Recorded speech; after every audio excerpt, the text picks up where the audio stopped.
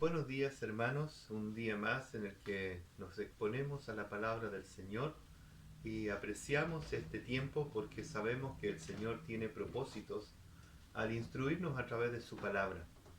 Continuamos con el estudio de Primera de Pedro y ha sido una bendición poder enseñar y aprender de esta hermosa carta que fue escrita originalmente para hermanos que estaban en diversas situaciones de tribulaciones, de persecuciones, de pérdida, y se estaban preguntando cómo vivir, de qué manera vivir en medio de una situación tan adversa.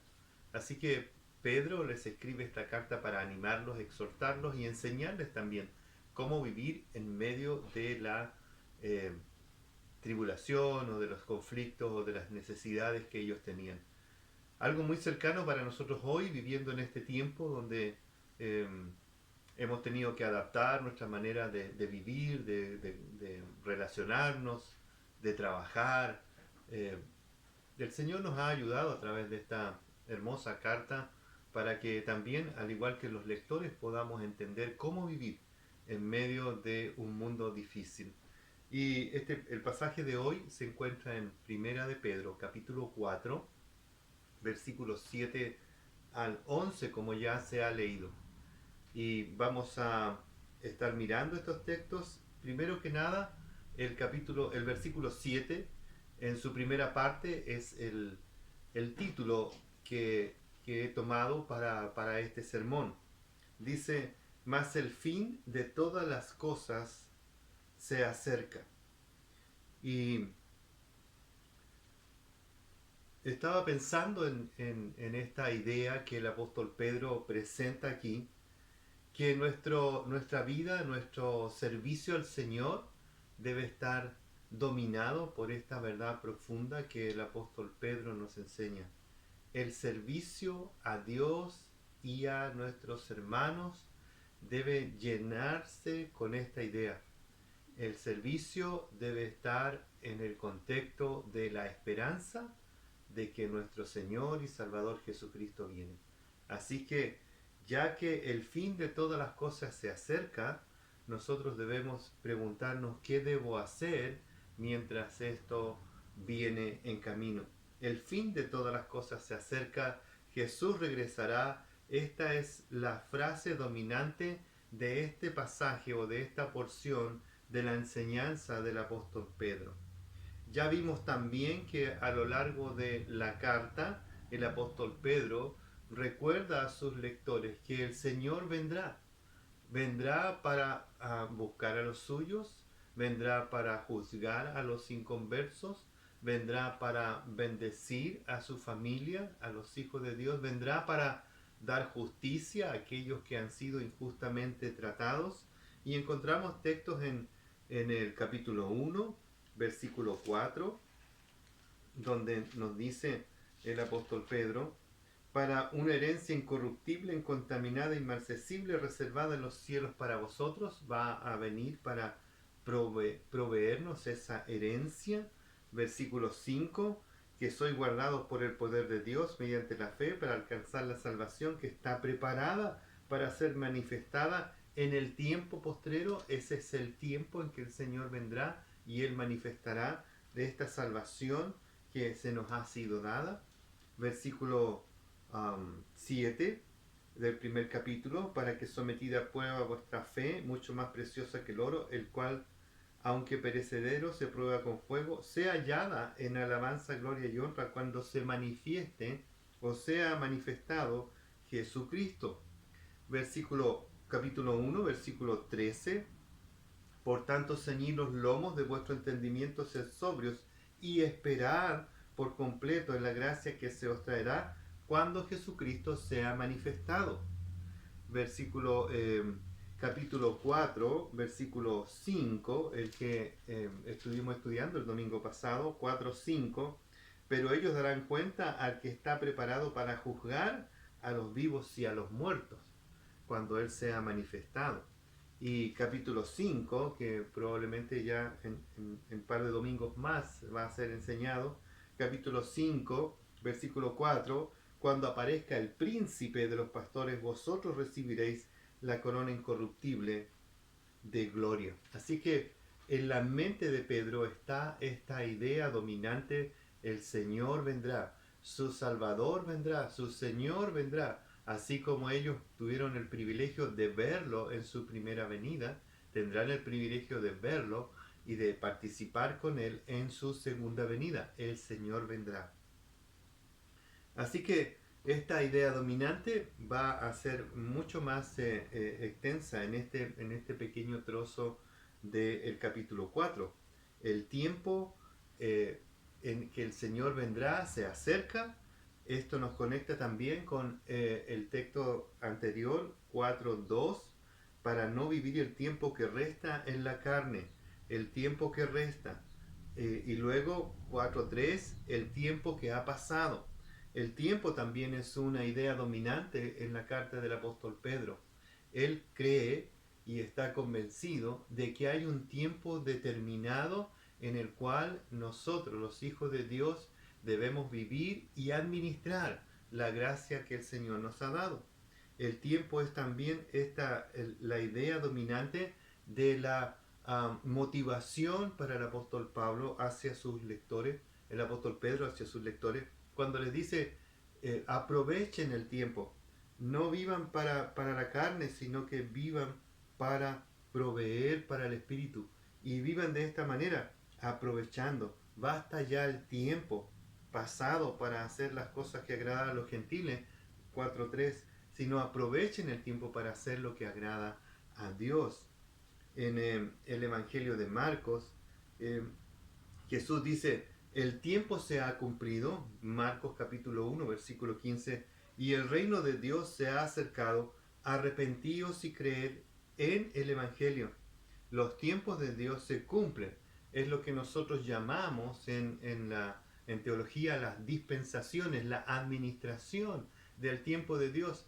Dios ha fijado un tiempo para todas las cosas y a través de la historia Él ha ido cumpliendo su agenda de redención. Y lo vemos a través de la historia de la Biblia, a través de la historia de la iglesia y a través de nuestra propia historia hoy. Los tiempos de Dios se cumplen. Marcos capítulo 13, versículo 33, dice el Señor, mirad, velad y orad, porque no sabéis cuándo será el tiempo. Nosotros sabemos que el tiempo de Dios es algo que Él está administrando. Hemos visto las evidencias cuando las profecías y los planes de Dios se van cumpliendo, no solo en el tiempo antes del pueblo de Israel, sino y durante el pueblo de Israel, y durante el tiempo de la iglesia en la cual nosotros vivimos hoy, sino que durante todo el tiempo el Señor ha dado testimonio de cumplir su agenda y su propósito.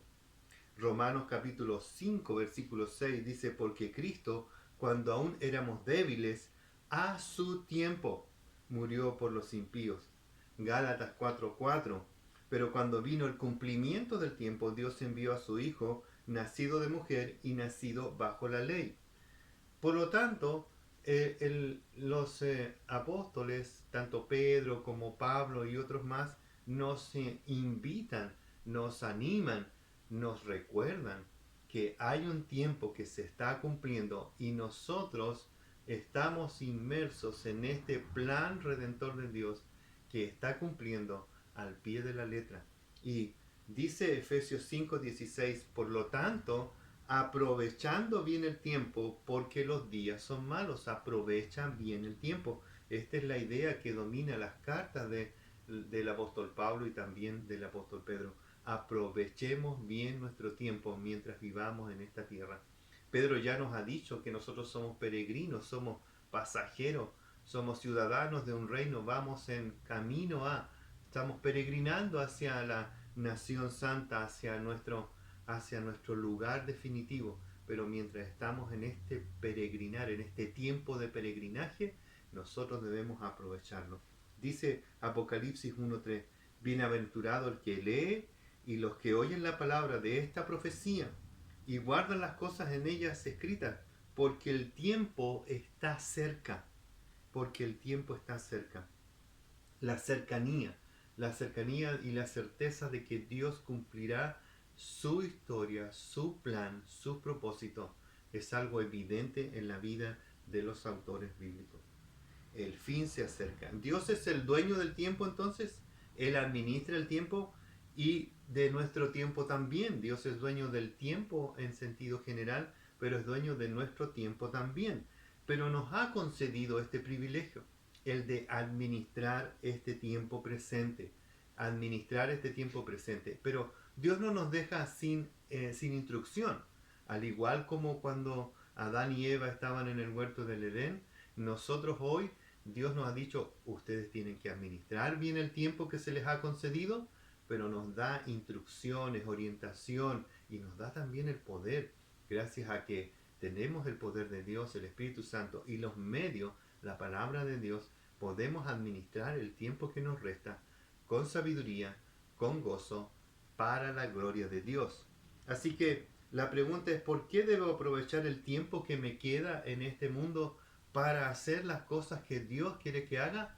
Porque el fin se acerca, dice el apóstol Pedro, porque el fin se acerca. Así que toda esta sección está dominada por esta verdad de que Cristo está cerca, su venida es ciertísima y tendrá un efecto en la vida de sus hijos que buscan obedecerle. Pedro nos estimula, nos anima a buscar ajustar nuestra vida a esta verdad trascendente de la cercanía de la venida de nuestro Señor. Nos dará una imagen de qué hacer en este tiempo de espera activa. Es una espera activa.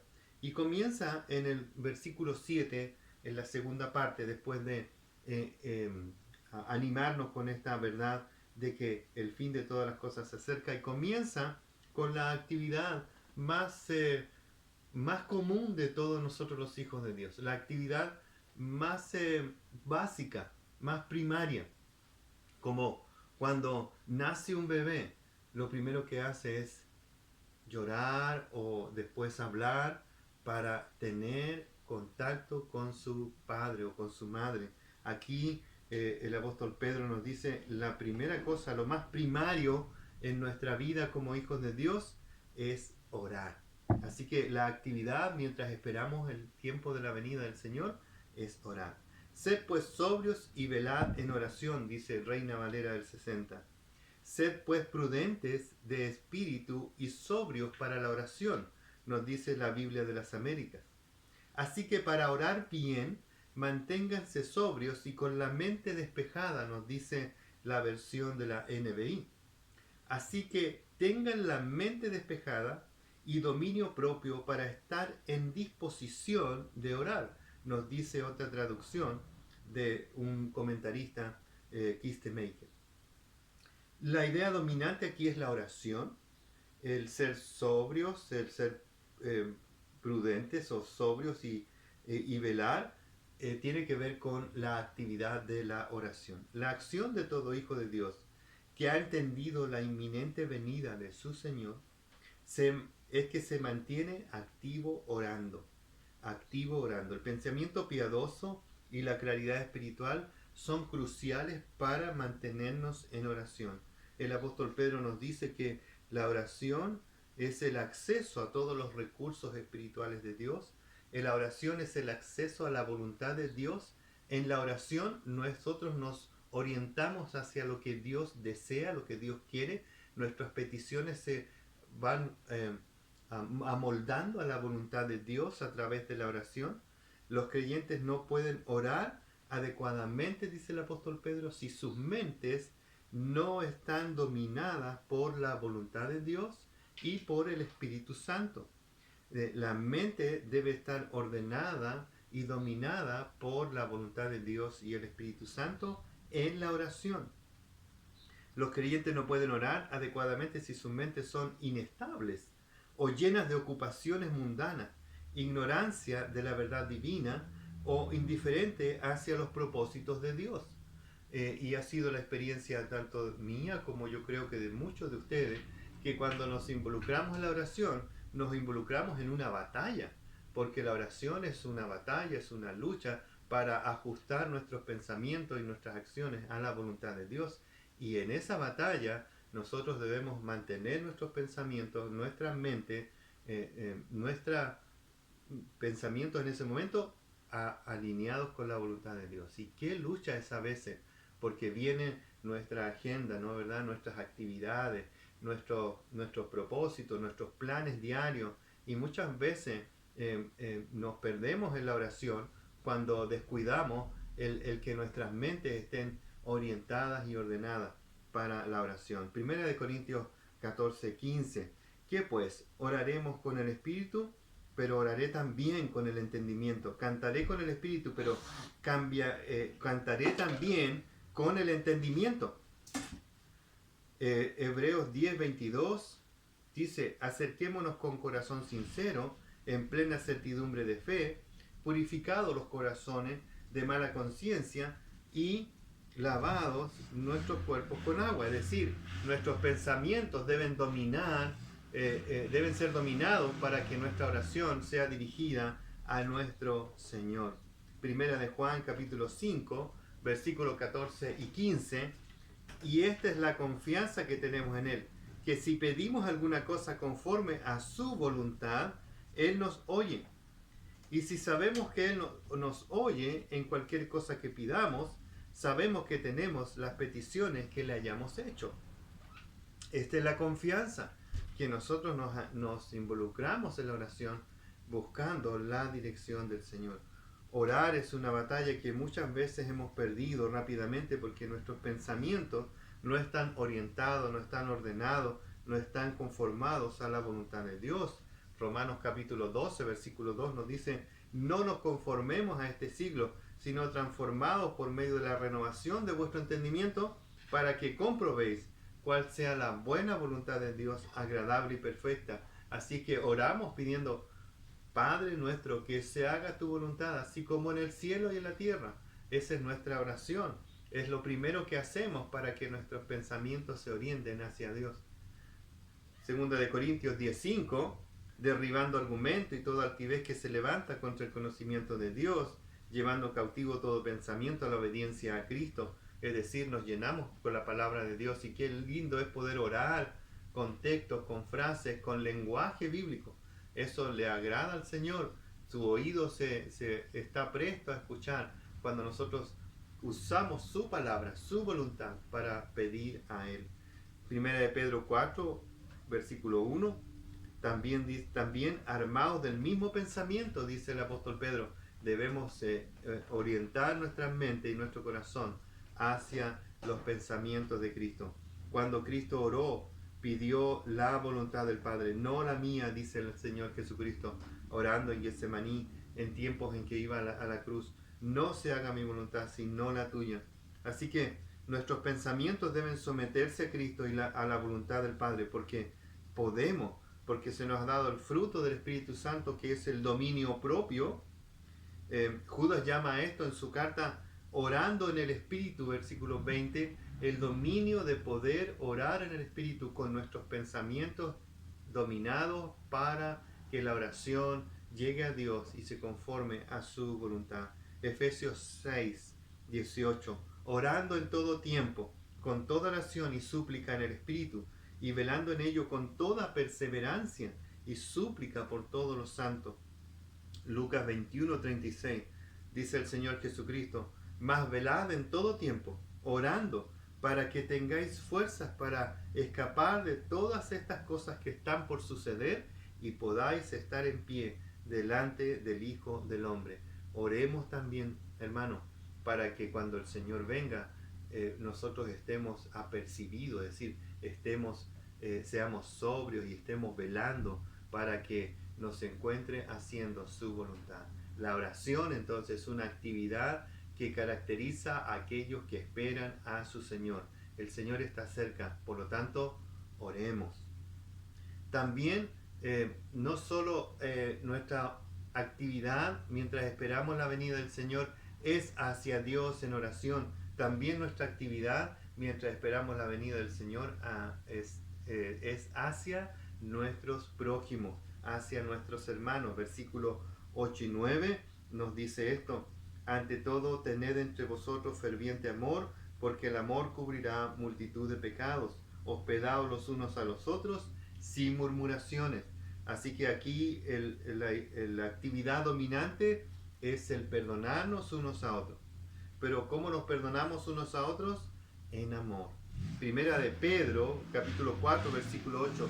Ante todo, tened entre vosotros ferviente amor, porque el amor cubrirá multitud de pecados. Hospedaos los unos a los otros sin murmuraciones. El amor es la fuente de donde beben todas las relaciones en la familia de Dios.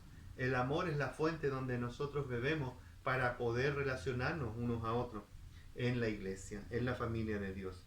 Pedro sabía que en tiempos difíciles la tendencia es a autoprotegernos, es a cuidarnos a nosotros mismos, nuestro entorno, nuestra familia, nuestro núcleo más cercano, y aislarnos pensando que de esa manera, a veces egoísta incluso, solo nosotros nos cuidamos para nosotros y nos olvidamos de que somos parte de una familia.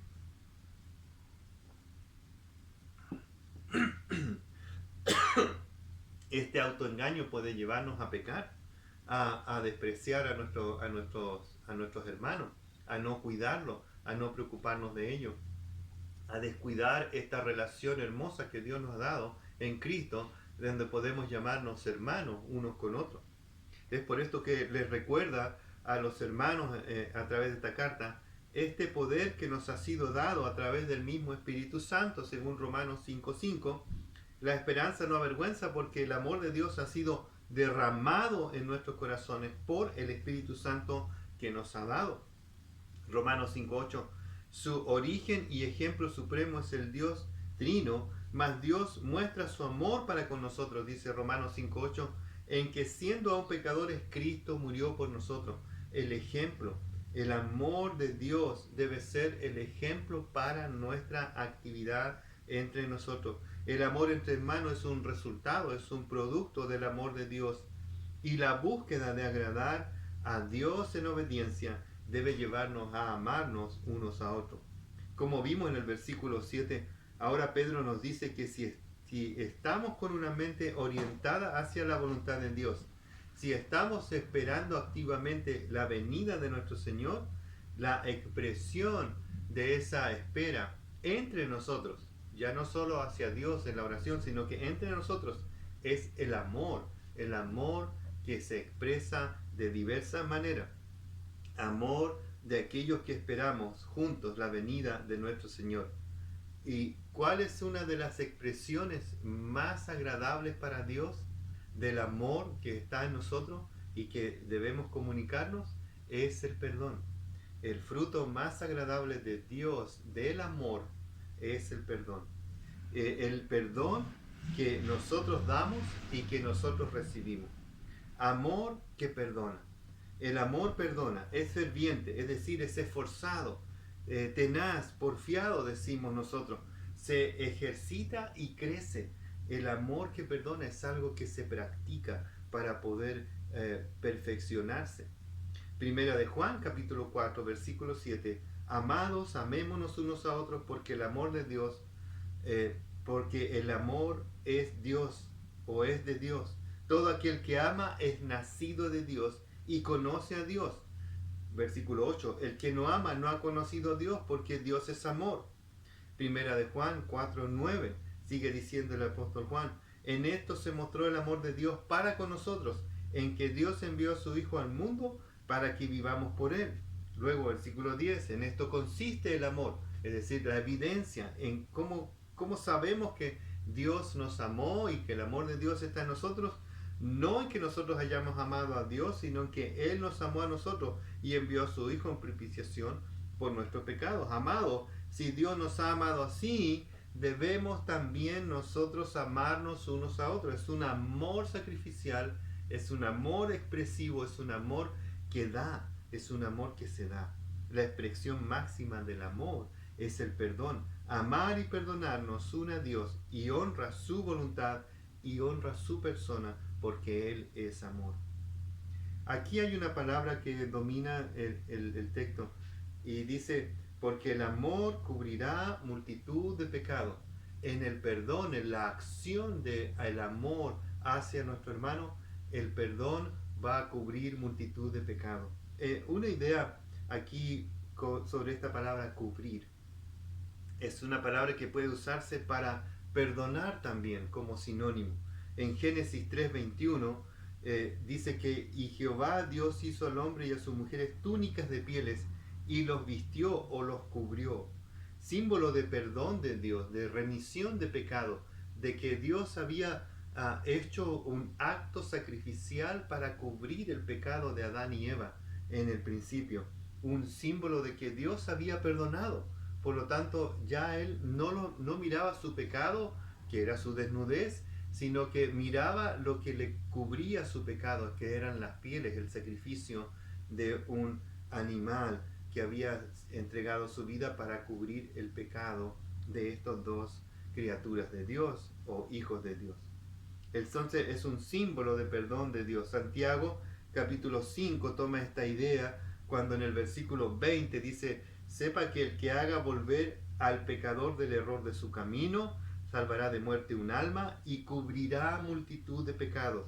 El perdón tiene el componente de que hay un costo, un sacrificio en este acto de perdonar, en este acto de amor, de perdonar y de recibir el perdón. Hay un costo que el que perdona asume, el que activamente busca a su hermano y le extiende su perdón, está también asumiendo un costo, un sacrificio, algo que va a tener que entregar o va a tener que dejar para cubrir ese pecado que hay entre el hermano o entre los hermanos. Así como Dios pagó el costo de perdonar y enviarnos a su Hijo para que la muerte, la sangre de Cristo nos cubra de todo pecado y podamos estar delante del Padre limpios y también con una relación con Él, porque nuestra enemistad ha sido eliminada por la sangre de Cristo, por el sacrificio del perdón. Cuando el Señor derramó su sangre, Dios nos roció con esa sangre como señal de que nos perdonaba. Cristo pagó el costo de perdonar nuestros pecados muriendo en la cruz. Los hijos de Dios perdonamos asumiendo el costo también de decir que perdonamos por amor a aquel que nos ha ofendido. El perdón es extender la gracia de Dios a aquellos que necesitan que se rompa esta relación de costo, de tener una deuda, y el que perdona asume esa deuda y paga esa deuda cuando extiende su perdón amorosamente. Antes sed benignos unos con otros y misericordiosos, perdonándoos unos a otros, como Dios también os perdonó vosotros en Cristo. Efesios 4:32. El perdón dentro del cuerpo de Cristo debe ser una actividad constante. Perdonar es una extensión del amor de Dios. El perdonar a tu hermano es una extensión de la gracia de Dios. Cuando ejercitamos el perdón, estamos asumiendo el costo que Cristo asumió yendo a la cruz para perdonarnos de nuestros pecados. Honramos al Dios, honramos el Evangelio, honramos el amor de Dios que se expresó a través del perdón en Cristo Jesús. Dice el Antiguo Testamento: ¿qué Dios como tú, que perdona la maldad y olvida el pecado del remanente de su heredad, no retuvo para siempre su enojo, porque se deleita en misericordia? Miqueas 7:18. Así que como Cristo, como Dios, nosotros nos ejercitamos en el perdón, que es algo, una actividad que expresa amor. El perdón es una actividad que expresa amor. Perdonar es estar al día con nuestros hermanos para avanzar en nuestras relaciones con Dios y los hombres. En la familia de la fe debemos estar siempre dispuestos a perdonarnos unos a otros, cerrar heridas, curar relaciones, sanar a lo mejor relaciones históricamente rotas y ejercitarnos en el perdón. Esto es una actividad que va a traer no solo paz en medio del cuerpo, va a traer también una oportunidad de crecer. porque cuando perdonamos avanzamos, cuando retenemos el perdón, cuando retenemos el castigo o retenemos esto como de manera pecaminosa y obstinada diciendo no lo voy a perdonar, es porque estamos poniendo en el lugar de Dios. Dios es el que perdona. Si tú crees en Dios, tienes el poder, pero también el privilegio y la responsabilidad de perdonar a tu hermano. Haz este trabajo, ve a tu hermano, ora a Dios y pide al Señor que te ayude a ver dónde debes perdonar o dónde debes pedir perdón para que puedas crecer y avanzar en tu relación con el Señor y ser útil para el cuerpo de Cristo. Ahora, cuando las relaciones se sanan, cuando hay perdón, cuando el conflicto ha sido cerrado, entonces debes practicar esta otra expresión del amor de Dios, hospedarnos unos a otros. Practica la hospitalidad, escribe el apóstol Pablo en Romanos 12:13. Practica el ser hospitalario. Él considera esta virtud tan importante que la menciona entre los requisitos que deben reunir las personas que desean ser supervisores o desean ser ancianos en la iglesia. Primera de Timoteo capítulo 3 versículo 2. Es necesario que el obispo sea irreprensible, marido de una sola mujer, sobrio, prudente, decoroso, hospedador, apto para enseñar. Tito capítulo 1 versículo 8 dice que también debe ser hospedador, amante de lo bueno, sobrio, justo, santo y dueño de sí mismo. Así que es una cualidad, una virtud de los que son puestos como líderes dentro del cuerpo de Cristo, esta actitud de ser hospedador. Así que el amor de perdonar y hospedar, es decir, de ser amable, de ser hospitalario, dedicar tiempo para recibir visita y visitar, servirles, especialmente si están sirviendo al Señor, como ocurría en el primer siglo cuando los apóstoles, maestros y evangelistas recorrían las iglesias para edificarlas y enseñarles el Evangelio. Pronto se debió de organizar y normar esta actividad porque empezaron a llegar falsos maestros a las iglesias enseñando y pidiendo que se les hospedara porque ellos eran maestros y evangelistas. Por lo tanto, en el primer siglo se hizo esta práctica que hasta el día de hoy, que se pidieran cartas de recomendaciones o que fuesen avalados por alguien conocido, como si iba un hermano como Apolo, por ejemplo, a otra iglesia, llevaba cartas de recomendación, ya sea de Pablo o de la iglesia de Jerusalén, para que se recibiese. Y en sus cartas, continuamente Pablo y Pedro están diciendo, va tal persona, recíbelo con gozo. No es simplemente una expresión, es una certificación de que esa persona va y debe ser hospedado por la iglesia porque va en comisión de servicio, por así decirlo, para servir a la iglesia en diferentes áreas. Hebreos 13:11 nos dice, no olvidéis de vuestra hospitalidad, porque por ella algunos, sin saberlo, hospedaron ángeles. Y el Señor nos ayude, es una expresión obviamente para decir, no pierdas la oportunidad, no pierdas el privilegio de hospedar personas, de ser hospitalario, de recibir gente en tu hogar que estén sirviendo al Señor. Y también entre nosotros, es una práctica que debe ser como ejercitada, ¿no? De invitarnos o de ser invitados o invitar para tener comunión en nuestros hogares. Abre tu hogar, abre tu familia para recibir personas y compartir con ellos el privilegio de ser hermanos. Eso afianza las relaciones, también genera un vínculo donde uno puede crecer mutuamente porque va a compartir sus experiencias, su conocimiento, va a compartir su gozo de ser familia de Dios. Dios ve los dones de los creyentes como algo que debe ejercitarse continuamente en el cuerpo de Cristo. Por lo tanto, dice en el versículo 10, cada uno según el don que ha recibido, ministrelo a los otros como buenos administradores de la multiforme gracia de Dios. El amor, el perdón y esto de hospedar nos introduce también al concepto de los dones, de aquellas cualidades o actividades que no son propias, que vienen de Dios, pero que se nos ha capacitado para ejercer en el cuerpo de Cristo. El ser hospedador es un don de Dios, lo dice en varios textos allí. Los lectores de Pedro estaban familiarizados con la administración de diversas cosas, probablemente algunos, como buen judío, eran comerciantes o eran personas que administraban dinero. Entonces, usar esta expresión aquí, cada uno según el don que ha recibido, ministrelo a los otros como buenos administradores de la multiforme gracia de Dios. Se nos ha dado, se nos ha puesto en a nuestro cargo, a nuestro cuidado, este don precioso de poder amarnos unos a otros, de perdonarnos y también de ser hospedadores, de ser amables con nuestros hermanos.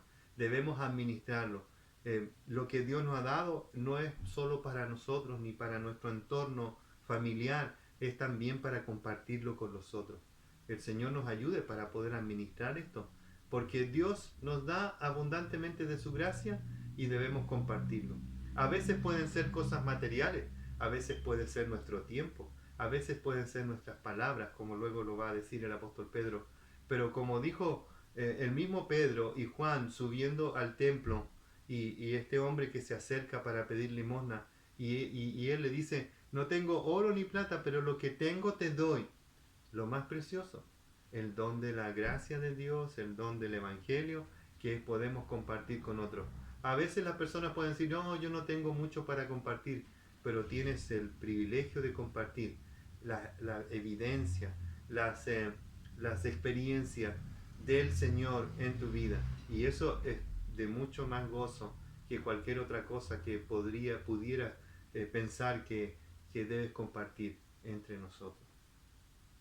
Entonces el apóstol Pedro nos lleva aquí a la siguiente. La variedad de dones espirituales se expresa en la palabra donde dice ahí la multiforme gracia de Dios. Hay una variedad de dones. Nadie queda sin dones. Todos reciben algo para administrar, para servir, para expresar amor unos a otros. Dice, cada uno les daba la manifestación del Espíritu para provecho. Primera de Corintios 12:7. Todo cristiano ha recibido un don especial, un don particular, un poder divino para ministrar al cuerpo de Cristo. Romanos capítulo 12, 3 al 8. Primera de Corintios 12, 4 al 11. Además Efesios 4, 7 al 12.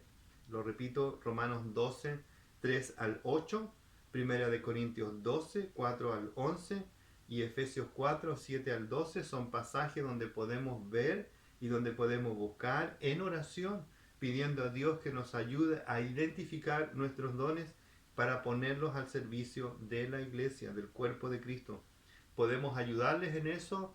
Usted puede acercarse a mí o a los ancianos de la iglesia para que podamos orientarlo, para que podamos ayudarlo a descubrir su utilidad en el cuerpo de Cristo a través de administrar los dones espirituales que Dios le ha dado. Ninguno de nosotros está sin un don, sin una habilidad sobrenatural para ser usada en el cuerpo de Cristo. Usted y yo somos tan útiles porque no depende de nosotros, sino que del Dios que nos dio esta oportunidad de servirle. Para ejemplificar esta idea de los dones, Pablo usa dos ejemplos. Y en el versículo 11 nos muestra estos dos ejemplos. Dice, si alguno habla conforme a la palabra de Dios, y si alguno ministra, ministre conforme al poder de Dios. Dos ejemplos amplios. Pedro nos presenta estos dos aspectos prácticos de administrar nuestros dones, los más evidentes, quizás los más visibles en la iglesia en ese tiempo, y deberían ser los más visibles y evidentes en la iglesia en este tiempo, aun cuando algunas actividades han opacado estos dones que el apóstol Pedro expresa aquí, pero la iglesia del primer siglo tenía estos dones o estas actividades como centrales en su actividad como iglesia, como cuerpo de Cristo. Dice, lo primero es hablar. Más dice hablar. Hablar tiene que ver con la actividad de enseñar, de predicar, de exhortar, de animar a los hermanos en el cuerpo de Cristo.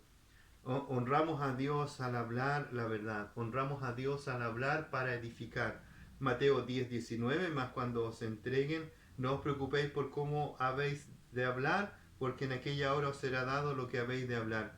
Porque no sois vosotros los que habláis, sino el Espíritu de vuestro Padre que está en vosotros. Hablar la palabra de Dios, es decir, enseñar, predicar y exhortar, animar, tiene que ver con el don de Dios que se le ha concedido a la iglesia. Tenemos ancianos, maestros, pastores maestros, como en mi caso, y otros que tienen el privilegio de enseñar, ya sea a jóvenes, a niños, a hermanas, y es un privilegio poder compartir el Evangelio, pero es un don de Dios. La verdad es que Dios ha capacitado a algunos en el cuerpo de Cristo para este ejercicio de hablar la verdad de Dios para edificación del cuerpo. Honramos a Dios y beneficiamos a los hombres cuando nuestras palabras no son corrompidas, como dice Efesios 4:29. Dice, ninguna palabra corrompida salga de vuestra boca, sino la que sea buena para la necesaria edificación, a fin de dar gracia a los oyentes. Es decir, los que enseñan, los que predican, debemos cuidarnos de que nuestras palabras siempre sean para edificación. Cuidar nuestras palabras también es una señal de amor. Lo contrario es ser descuidado con nuestras palabras y expresiones verbales, descuidados con nuestro lenguaje corporal, descuidados con nuestras expresiones muchas veces, que nuestras reacciones a la acción de otra persona. Debemos ser siempre mesurados y pensar antes de hablar, meditar antes de hablar, y que nuestras palabras puedan edificarnos mutuamente. Lo contrario entonces es ser descuidado, excusarnos de no hacerlo, es una señal de inmadurez. Muchas veces nos excusamos, decir, bueno, yo soy así, me salió, es lo que me salió primero. No debemos ser así, porque la Biblia también nos enseña que para el hablar debemos ejercitar nuestro dominio propio, sabiduría, y a la vez estar llenos de la palabra de Dios para que lo que salga de nuestra boca sea, repito, para edificación del cuerpo de Cristo. Los que enseñan y predican debemos cuidarnos de ajustar nuestras palabras a la autoridad de Dios. No es mi opinión, es lo que Dios dice en su palabra. Yo puedo remitir toda opinión a la palabra de Dios, ya sea en cosas teológicas como en cosas prácticas, como cuando alguien te pregunta, ¿qué piensa usted sobre lo que está ocurriendo con esta pandemia, con este del coronavirus, o la forma en que se está administrando? Y uno podría ir muy lejos asociándose con expresiones de hay un plan maquiavélico, que bueno, hay poderes ocultos, que hay personas que están pensando en hacer cosas así y acá, con respecto a lo que está ocurriendo. Pero debemos nosotros interpretar la realidad para las personas a través de la palabra de Dios. Es el plan de Dios. Dios lo ha permitido. Dios tiene un propósito para todo. Lo que debemos hacer nosotros es administrar la gracia de Dios y usar cualquier medio legítimo que Dios nos ha permitido para propagar el Evangelio en medio de esta pandemia, para animar a las personas a ir a Cristo, a los pies de Cristo, y conocer la gracia de Dios que quiere salvar. Esta es una señal de que el hombre es frágil y de que Dios quiere dar oportunidad para que el hombre se arrepienta y vuelva a Él. Así que el hablar debe llevar siempre bendición, edificación y ánimo a las personas. Exhortar también con la palabra de Dios. Ese es un don que debe ser reconocido por la iglesia y apreciado por el cuerpo de Cristo, porque sin Él estarán sin dirección, sin alimento y sin provisión para cuidarse de las acechanzas de los falsos maestros, de la falsa doctrina, de los errores del mundo y de las acechanzas del enemigo. Así es que apreciamos mucho que la palabra de Dios sea enseñada, exhortada, para animar al pueblo. Ministrar es la otra grande área que el apóstol Pedro menciona aquí. La palabra ministrar en este pasaje tiene que ver con la palabra de servicio o diácono. Son los dos grandes ámbitos de la iglesia.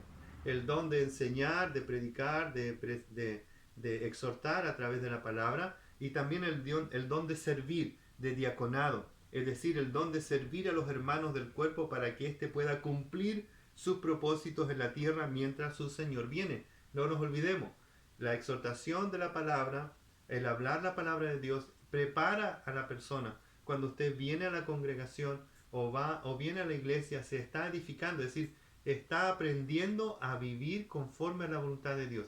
Está aprendiendo cómo debe responder al mundo. Está aprendiendo cómo ajustar su vida a la voluntad del Padre y ser testimonio fiel allá afuera.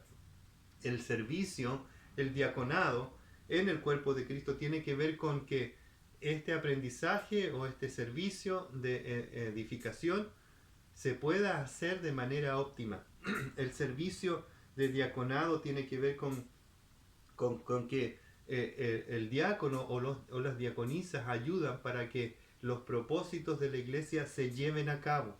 Está proveyendo los medios, está cuidando de que el cuerpo esté sano en las áreas necesarias para que se mueva hacia la voluntad de Dios. Pedro sigue diciendo que si un cristiano se ocupa del servicio práctico, debe cumplir este servicio con las fuerzas que Dios da, no con su propia fuerza, aunque ponemos al servicio de Dios nuestras habilidades, pero Dios nos da la fuerza para poder cumplir los propósitos de Dios. Es un don de Dios el servicio. Es como si dijéramos, cuando te has comprometido a realizar un servicio cristiano, no debes hacerlo como si estuvieras prestando un favor personal o distribuyendo bienes de tu propio almacén, sino sabiendo conscientemente de que lo que estás haciendo y lo que estás dando es lo que has recibido primero de Dios.